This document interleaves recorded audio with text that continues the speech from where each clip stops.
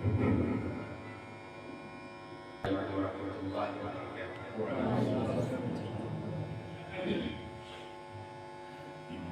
ونصلي على رسوله الكريم أما بعد أعوذ بالله من الشيطان الرجيم بسم الله الرحمن الرحيم ذلك الكتاب لا ريب فيه صدق الله العظيم. اللہ رب العزت کا بڑا فضل اور احسان ہے کہ اس نے اس مبارک گھڑی کے موقع پر ہم لوگوں کو جمع ہونے کی توفیق بخشی. حضرات گرامی، ابھی آپ نے دیکھا اور سنا کہ اس مدرسے کے 2 بچوں نے حفظ قرآن کو ہم لوگوں کے سامنے مکمل کیا. یہ بہت بڑی سعادت کی بات ہے، یہ بڑی خیر کی بات ہے. اور اگر میں یہ شعر پڑھتا ہوں تو کچھ مذائقہ نہیں ہوگا کہ یہ مرتبہ بلند بلا جس کو مل گیا. ان بچوں کے لیے انہوں نے حفظ مکمل کیا. یہ مرتبہ بلند ملا جس کو مل گیا، ہر مدعی کے واسطے دار و رسن کہا. ہم لوگ بھی کسی زمانے میں اس دور سے گزرے ہیں. ہماری آنکھوں نے دیکھا ہے کہ بہت سارے قرآن حفظ کرنے والے مدرسے میں آتے ہیں، محنت بھی کرتے ہیں، اس کے باوجود وہ حافظ نہیں بنتے. تو یہ بڑی خوش قسمتی کی بات ہے کہ اللہ تعالی اپنے قرآن کی حفاظت کے لیے کسی کا انتخاب کرتا ہے. حفظ کلام پاک کو مکمل کر لینا یہ ایک منزل ہے. بہت سارے لوگ تو ایسے ہوتے ہیں جو اس راستے پر ہی نہیں چلتے. اپنے بچوں کو اسکولوں میں پڑھاتے ہیں، کالجوں میں اور یونیورسٹیوں میں پڑھاتے ہیں، اور بہت ایسے ہیں جو کہیں نہیں پڑھاتے ہیں. بعض ایسے ہوتے ہیں جو اس سفر پر تو چل پڑتے ہیں، لیکن ظاہر ہے منزل ان کے مقدر میں نہیں ہوتی. وہ بیچ سفر میں ہی چھوڑ کر، مدرسہ چھوڑ کر یا اساتذہ کو چھوڑ کر چلے جاتے ہیں. اللہ تبارک و تعالی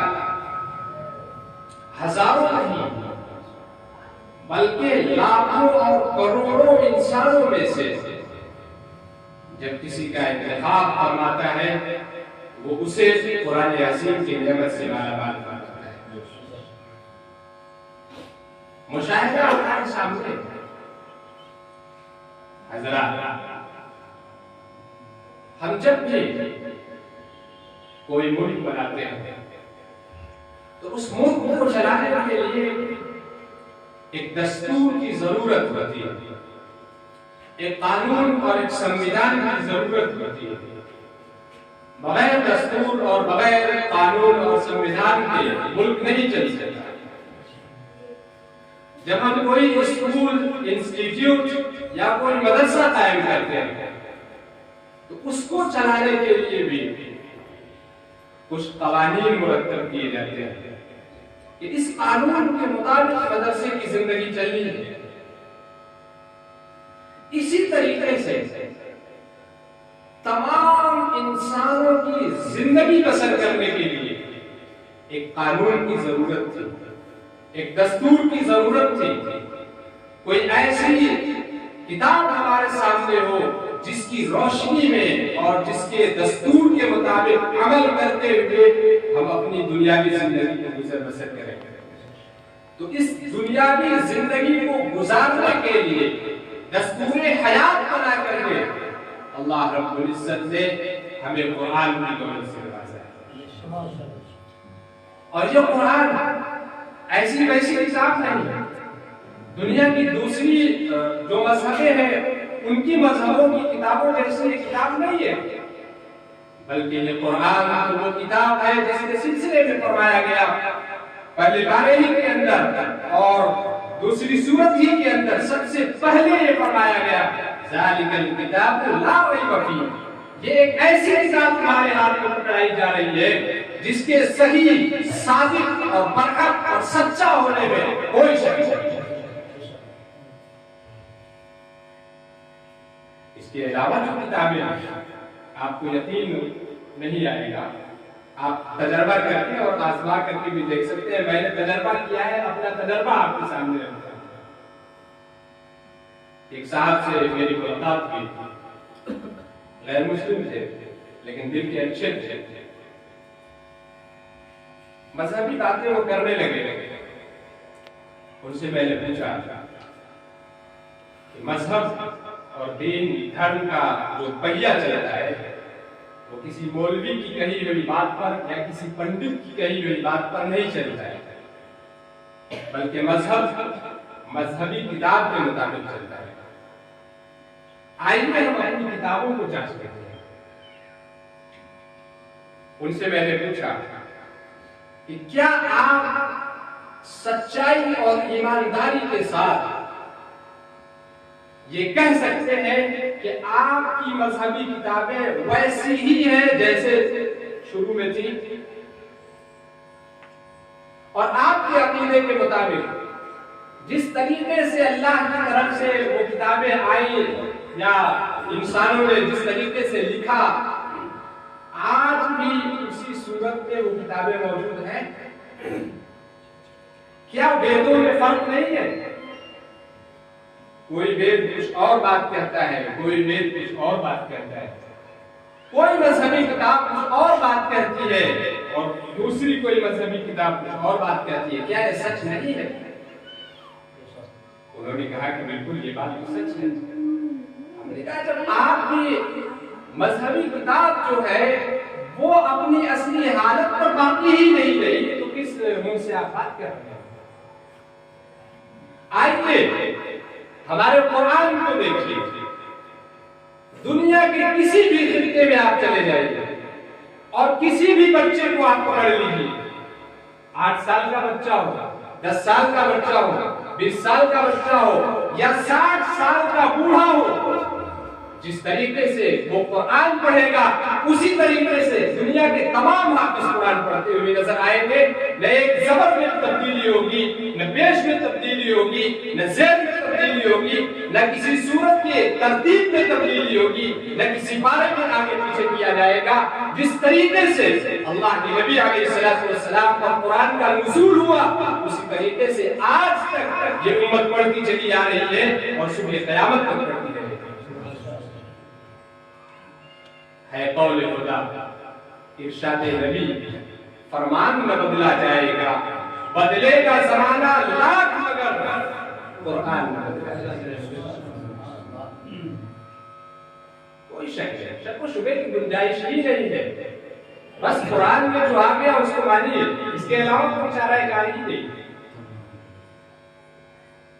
میرے بھائی دوستو، وقت مجھے کم ہے اور یہ موقع بھی نہیں ہے، میں تو آیا تھا سننے کی غرض سے اور انشاءاللہ سنوں گا بھی اور کچھ سنا بھی۔ 10-15 منٹ مجھے بولنا ہے، بات کو سمجھتا ہوں۔ اللہ تعالیٰ نے قرآن کریم کے اندر ابھی نوشہ صاحب نے بھی تذکرہ کیا، ارشاد فرمایا ہے اِنَّا نَحْنُ نَزَّلْنَا الذِّكْرَ وَإِنَّا لَهُ لَحَافِظُونَ۔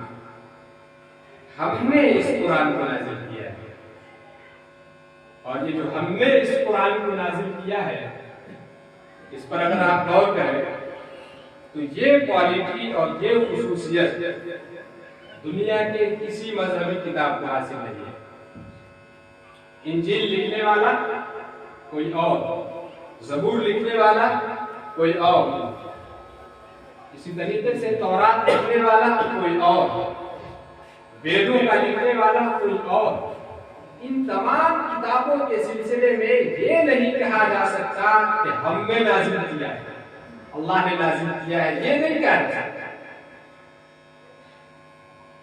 قرآن کے سلسلے میں اللہ تعالیٰ فرماتا ہے اِنَّا نَحْنُ نَزَّلْنَا الذِّكْرَ، ہم ہی نے اس قرآن کو نازل کیا ہے، وَإِنَّا لَهُ لَحَافِظُونَ، اور ہم ہی اس کی حفاظت کرنے والے ہیں۔ دنیا کی دوسری کتابیں، مذہبی کتابیں تحریف و تبدیل کا شکار ہو گئی، بدل گئی۔ اپنے اپنے دور کے سرماؤں نے اور اپنے اپنے دور کے اس کتاب کے قریبی لوگوں نے اس کتاب کے ساتھ کھلواڑ کیا، بدل دیا۔ لیکن قرآن جس اصلی شکل میں جبریل علیہ السلام لے کر تشریف لائے تھے، اسی شکل میں آج بھی موجود ہے اور قیامت میں اسی شکل میں رہے گا۔ یہ قرآن کا سب سے بڑا معجزہ ہے۔ اس کے علاوہ دنیا کی کوئی اور کتاب آپ پڑھیں، قرآن کے علاوہ کوئی بھی کتاب آپ پڑھیں، ایک بار پڑھیں گے، دو بار پڑھیں گے، اٹھتا جائے گا۔ اسکولوں میں جو نصاب اور سلیبس چلایا جاتا ہے، اس کتاب کو اسکول کا اسٹوڈنٹ نہیں پڑھنا چاہتا، اٹھتا جاتا ہے۔ ایک بار پڑھے گا اور دوسری بار میں اٹھتا جائے گا۔ ایگزام دے دینے کے بعد، پاس ہو جانے کے بعد وہ کتابوں کی طرف دیکھے گا بھی نہیں۔ لیکن آئیے قرآن مقدس کو دیکھیں، ایک بار پڑھیں گے مزہ آئے گا، دوسری بار پڑھیں گے اس سے زیادہ مزہ آئے گا، تیسری بار پڑھیں گے اس سے کہیں زیادہ مزہ آئے گا۔ ایک بیٹھے میں پورے قرآن کو سنا دو اور زیادہ مزہ آئے گا۔ نماز میں قرآن کو پڑھنا شروع کرو اور مزہ آئے گا۔ تراویح میں قرآن کو پڑھنا شروع کرو اور مزہ آئے گا۔ اسی طریقے سے آپ رات کے آخری حصے میں تہجد میں اٹھ کر قرآن کو پڑھیے، اس کے مزہ کا تو کچھ پوچھنا ہی نہیں ہے۔ جتنا قرآن پڑھتا جائیں گے آپ، قرآن کا مزہ مزید بڑھتا چلا جائے گا۔ اکتاہٹ نہیں، آپ اساتذہ کرام سے پوچھ سکتے ہیں، طلباء سے بھی پوچھ سکتے ہیں، کیا قرآن پڑھنے سے کبھی اکتایا آپ نے؟ اساتذہ سنتے رہتے ہیں اور دل یہ کہتا رہتا ہے کہ مزید پڑھتے جاؤ۔ اور وہ شعر میں پڑھوں بڑا مناسب ہے کہ قرآن سنا جائے تو اس وقت یہ کیفیت ہوتی ہے انسان کی کہ اے وقت ٹھہر جا کہ ذرا اور بھی سن لے، اے وقت ٹھہر جا کہ ذرا اور بھی سن لے، موقع یہ بار بار میسر نہیں ہے۔ آخری بات میں عرض کرتا ہوں، وہ طلبہ جنہوں نے حفظ قرآن مکمل کیا، خاص طور پر میں ان سے مخاطب، آپ کے ذہن میں کبھی بھی یہ بات نہ آنے پائے کہ آپ قرآن کی حفاظت کر رہے ہیں۔ عام طور پر جب طالب علم حافظ بن جاتا ہے تو اس کے ذہن میں ایک بات گھس جاتی ہے، فطری طور پر شیطان کو گھسا دیتا ہے، اب تو میں حافظ قرآن ہوں، قرآن کی حفاظت میں کروں گا۔ اور اسی موقع پر ایک بات اور طلبہ کے ذہن میں گھستی ہے، وہ یہ کہ اب تو میں پڑھائی میری مکمل ہو گئی، جو مجھے بننا تھا میں بن گیا، اب جیسے چاہوں جس آزادی کے ساتھ چاہوں زندگی گزاروں، میں حافظ بن چکا ہوں۔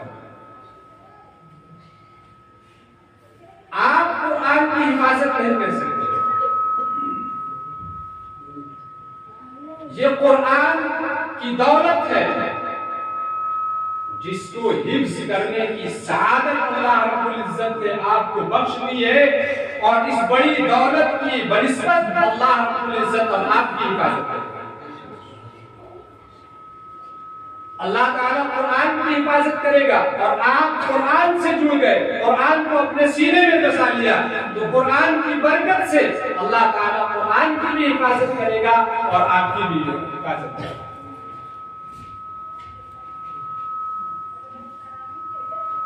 اس قرآن کی حفاظت ضروری ہے۔